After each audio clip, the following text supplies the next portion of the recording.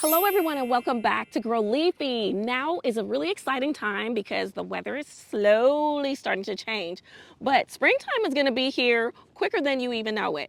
And so right now is the time if you're wanting to get started with some of your cool crops, your cold hardy crops, now would be the time. And I'm going to talk about 8 of them that you can actually get started. So if you are ready for this, let's go and let's talk about these plants. Many of you are right in the early gardening journey, and right now is a great time to get started with some seeds indoors, and then some of you may even be able to start planting these seeds outdoors. And so I'm going to briefly review this in a second, but what I first want to say is these videos are meant and designed to help you. They are not for me, they are for you. And so I purposely and intentionally in November and December, I can't remember which month, but I sent you all a message and I said, what is it that you want to know about? So these videos that you're going to be seeing this year are completely centered around your needs. And then a few others of just things that I might think, I think that will be helpful just so that you can see what I'm doing on my journey. So make sure that you subscribe to my channel, because if you have not, you're going to miss them, and I don't want you to miss them. As I go through my seeds and organizing it, because now is the time where I can start in my grow zone indoors. So particularly because with a lot of these seeds, you need to start them maybe 6 weeks, 6 to 8 weeks, depending on the seed, depending on the variety. So you really need to read the back of the seeds.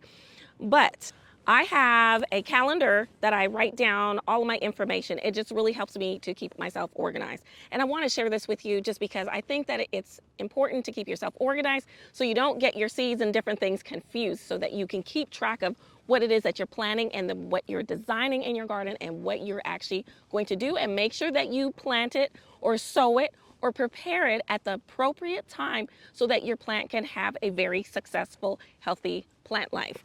But this is just a regular calendar. That's all it is. Look, just showing you, see? Just a regular calendar, but in here, oh, look. Forgot to show you this. It comes with a ruler. So when I want to, just draft up my little garden beds and have straight lines, I'm able to do that. So, and it clips right back on. It's pretty cool. And then, yeah. So it doesn't matter what kind of calendar you have, just as long as you have something. Some of you may want to use an electronic one, digital, however it is. Maybe even an app. There's a lot of really cool apps that's out there. And I will actually link here an app that I love to use to look up information when it comes to planting seeds. All right. And so look, it has calendar, and here's a list of the seeds, but don't look yet because we got to talk about them. But there's a calendar I can write on here. And then let's see what else is in here. It has a data with all the months. And it's just really helpful. When I go to the garden, this is what I'm bringing with me, so that if I notice any problems or issues that I'm having, or if I'm starting my seeds indoors, any problems or issues, I can note it down there. And let me tell you, you will have problems. And so these are just things that are helpful to have if you want to keep yourself organized as you're getting ready to plant your seeds. But look here, as you're starting to design your garden and you're planting seeds, you might want to start just grafting out your little design for your garden as you're starting to organize your seeds. There are 8 plants that I'm going to suggest to you to get started. These are ones that I'm going to be starting fairly soon, sometime in February. I started mine a little bit early last year, and they have to do with brassicas because these are the cold hardy plants. And I started them very early, and I started them at a good time. It was in February, but when I brought them outside, I didn't protect them completely, had a cold freeze that came through, and it really killed a lot of my plants. I didn't cover it. That's the reason. And now all I have to do is just cover it. So these are things that you need to consider when you're starting your seeds. If you're going to start your seeds now, and it's time for them to be upplanted, or you're getting ready to take them outdoors because it's getting too big to be in your home and they need to be in ground or in your raised bed, you need to have a plan to make sure that you're protecting them from the harsh climate. Because even though they are cold hardy, sometimes the cold, it's so drastic that it still can have an effect and shock on your plant, especially if you started them indoors. They're just not ready for that. Swiss chard would be one. It's a really great plant that has a lot of beautiful colors. It comes in like yellow and red and green, just really beautiful. It's frost hardy, cold hardy, and it can keep growing throughout the summer if you have it shaded around some other vining plants. So consider that as you're placing your cold hardy crops. If you want them to last longer, just put them in an area where there might be some partial shade so that they can last throughout the summer. The next one, sugar snap peas. I love growing sugar snap peas because I love the taste of it. I love the crunch, the water that is in it. It's just juicy and it's sweet as ever. And so I love planting that. Now, those are best really probably to start outdoors, but last year I tried starting them indoors and it worked well for me. And it grew just fine. There wasn't any kind of shock to them. So I'm still gonna start some indoors because I felt like I had a really great head start, but you don't have to because they do grow very quickly and very high. And so you don't want them growing too long and too high in your home because then that will be an issue. So you want to just be cautious of the amount of time that you're starting them early because they do grow very quick. Kohlrabi. Now, a lot of you did not know kohlrabi last year, and guess what? Neither did I. I learned about kohlrabi and I love it. It's crunchy, crispy. It's just got such a refreshing taste to it. It's even crunchy like an apple, and then you can harvest the leaves. They're a little bit tough, but you could probably like cook it down till it softens up. But it's a great snack that you can eat just fresh, or you can cook it. If you're living in an apartment or you have a small little patio, put it in a big old pot. And then maybe put kohlrabi, your Swiss chard, you know, a couple of, maybe an herb, maybe some thyme, and then you'll have a nice little arrangement of cool living plants as well with an herb. Lettuce is another one. I typically grow a lot of my lettuce and actually my even Swiss chard and kale and things like that indoors because I do not like to compete against the slugs and the different bugs, and I eat it all the time. But lettuce is another thing, and it grows very quickly. You may see it growing within 50 days. It's very, very fast. You can harvest it probably within about a month to 6 weeks. And so that is one that you definitely want to add on, check mark to your list of cool things that you can harvest. And there's nothing like having your own homegrown lettuce. It's just very refreshing. It's sweet. It's tender. The leaves are very tender and it's just very rewarding. So that is one that I would definitely suggest to grow. Now let us focus on some cold, hardy root vegetables. So number one would be beets. Beets, I sometimes hear from people saying that beets are hard to grow. They have some difficulties. And so one thing I do want to mention, beets need to be sown outdoors. That's best because transplanting it, if you start it indoors and taking it out, it makes it a little bit more difficult because it is really trying to grow in that root. And if you're disturbing it, you might disturb it. You might disturb the roots. So it's best to sow outdoors. If you start indoors, you know, have fun with it, experiment. I've experimented, I tried that as well, and I just prefer just to start it outdoors. It does pretty well. Another root vegetable is turnips. Turnips has a very rich, deep, bitter flavor, but you can reduce and cut that flavor by boiling it a little, making sure you take off the skins before you're cooking it. You can mix it in with other vegetables or in a soup or sauteing it, but adding some, like I mentioned, some water liquids to it, and that helps to cut some of that bitter taste. But let me tell you, the bitterness is good for you. It's healthy. It's very good for your body, but some people just don't like it. So that's just a little secret. If you want to cut it, that flavor, you can cut it by just boiling it first, then chopping it up and cooking it in your pot.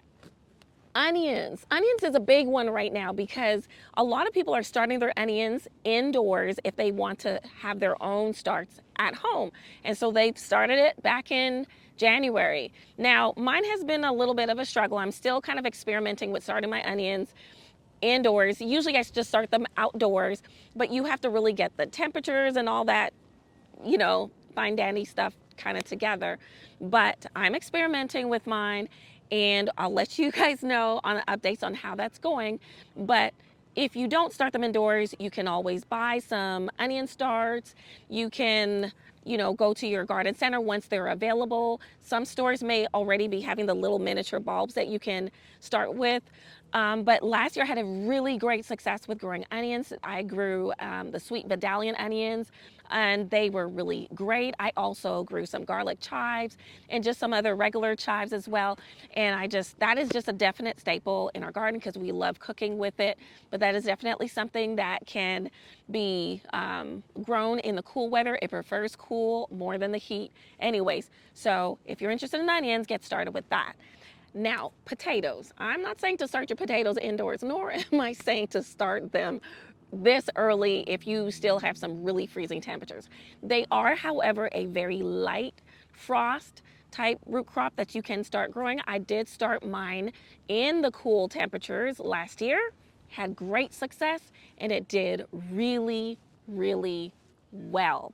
I didn't start them early in February, but that is just something I just want to mention to you, that is something, once you start seeing the potatoes popping up in the stores, if you're going to be getting them, you can start planting them. If you're seeing it there, you can start planting them. And I don't think that I'll start seeing mine until maybe like the end of February. But that will be something that I will be starting to plant in March. Now, I know we're really focused on right now what's going on in February, but I just wanted you to be aware that you can start your potatoes early on because they are a cool season. Now, don't get confused with the sweet potatoes, because you'll be disappointed if you plant those during the cool season, because sweet potatoes are definitely a warm summer crop. And so you do not want to plant your sweet potatoes in the cool season. Now, this bin has been very helpful with keeping all of my seeds organized. As you can see, it just opens up. Everything's in there. Look, I took that seed packet out of lettuce. Look at that. Seed companies. See, there was M.I. Gardner, just different seed companies that I've ordered from. And then, so I keep them all organized. And if I have an open packet, as you can see, I just seal them back up in little small Ziploc bags, sandwich bags. And then I close it up. That way the seeds are not getting mixed up with each other. Put it back in here, this way. And then close it back up. Keep it in a cool, dark place. I usually keep it in my basement. Here's a seed packet by M.I. Gardner. And Slow Bolt lettuce seeds. Look, M.I. Gardner puts a lot of seeds, 1,000 in their seed packet. That's awesome. Okay, so look, it says start indoors 4 weeks before transplanting, or direct sow as soon as your soil is workable. So if your soil is workable and you can dig through there, you can go ahead and start sowing your seeds. Days to germinate, it takes 7 to 10 days to germinate. Take a look at the germination temperature. Do you see that? Yes, that's a cool range there, from 50 to 72 degrees. That's a cool temperature. So your lettuce, this brassica, likes cool temperatures. But look at the days to maturity, 45 to 55 days. That is not very long. So lettuce is something that grows fairly quickly, which is a wonderful thing because you get to harvest it pretty quick. And look, 4 to 6 inches of spacing in between. So the seed packets provide a lot of good information. So if you're learning how to grow, definitely read your seed packets. There's a couple of other apps that I like to use as well, just so that I give my plants what they need and I'm preparing them properly for the garden. So that is it. And I hope that it was helpful. I'm going to make sure that you're going to be having videos so that you can get the help that you need as you start gardening throughout this grow season and throughout the year. But if you have any questions, go ahead and drop them in the comment box, or if you just want to make a comment, I greatly appreciate it. I do try my best to read them, and just get out there and just to grow something, and just most importantly, have fun, because it's not supposed to be like a task and work that is horrible. I want you to enjoy it. So remember to grow leafy, and I'll see y'all next time. Bye.